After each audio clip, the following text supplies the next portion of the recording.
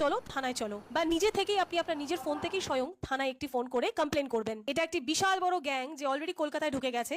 তো খুব সাবধানে থাকবেন এবং ভিডিওটি অবশ্যই পৌঁছে দেবেন আপনার বন্ধু, ভাই বা দাদা বা চেনা পরিচিতদের সাথে। সুরক্ষিত থাকবেন।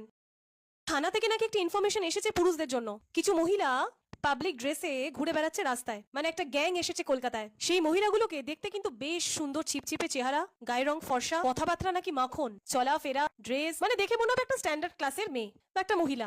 তারা করবে আপনার সাথে আলাপ এবং এত সুন্দর করে কথা বলবে যে আপনাকে মোহিত করে দেবে। তো যাই হোক, মোহিত করুক আর না করুক, ছেলেদের স্বভাব থাকে নাম্বারটা, বেশিরভাগ ছেলে কথা বলতে বলতে ভালো লাগলে, বন্ধুত্বপূর্ণ সম্পর্ক একটা এগোলেই নাম্বারটা এক্সচেঞ্জ হয়ে যাবে। নাম্বার এক্সচেঞ্জ করার পর বেশ কয়েকদিন আপনাদের সঙ্গে মিশবে, ভালো মন্দ কথা বলবে, এসএমএস, টেক্সট সব চলবে, ফোনাফোনি পর্যন্ত চলবে। তারপর হচ্ছে আসল খেলা শুরু।